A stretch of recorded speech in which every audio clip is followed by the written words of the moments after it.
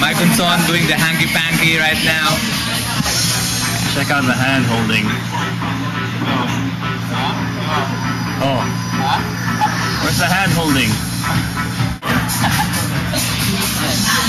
That's Mike Unson's style of picking up girls. That's your thing. Slam dunk. That's a slam dunk. Eating two birds in one stone. Eating two birds in one stone. Is it going to be the black or the red one? You know it's always the red one. Guys, you know. Always bet on black. It's the red one. Yeah. Alam mo. Ayan. Lady, what will he give them? Mike Unson is playing what we call the waitress roulette. Is it going to be the black or the red? Let's see.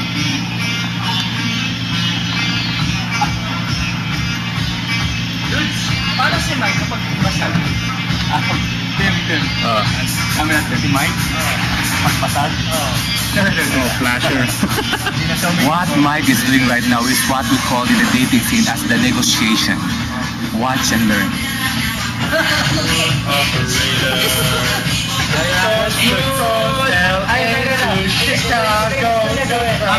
Smooth operator.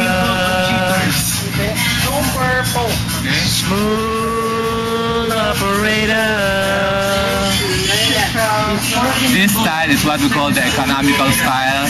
It's one approach, two girls. So there's a 50-50 chance that he's going to get one. Patay! Yeah! Tinik talaga ako medyante. Natutin kay Alex. Si Alex nagturo dyan eh.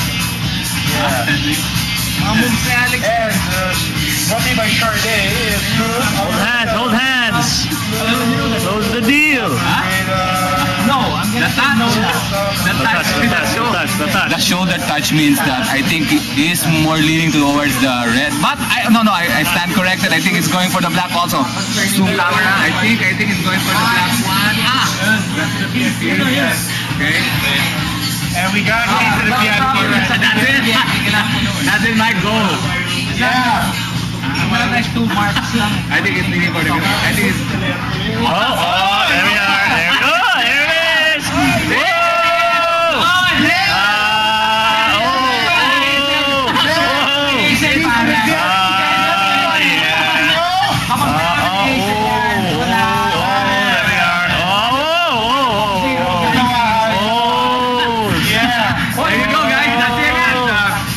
That's our episode for how to get a girl. That's Mike Unson for this episode, and I hope you learned a lot from him. And see you next issue.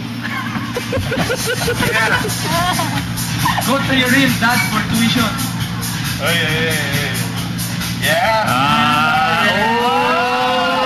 Closing the deal. What is up? The game is afoot, yo. What's up? My boy Mike breaking it down, showing all the honeys how to whip their thing. Magaling. I'll drink to that. 2 girls. This just makes this coffee even better, man. So I think the score is 2-0 for Mike. Exactly. Or, better yet, all love. Love set. 2, Mike.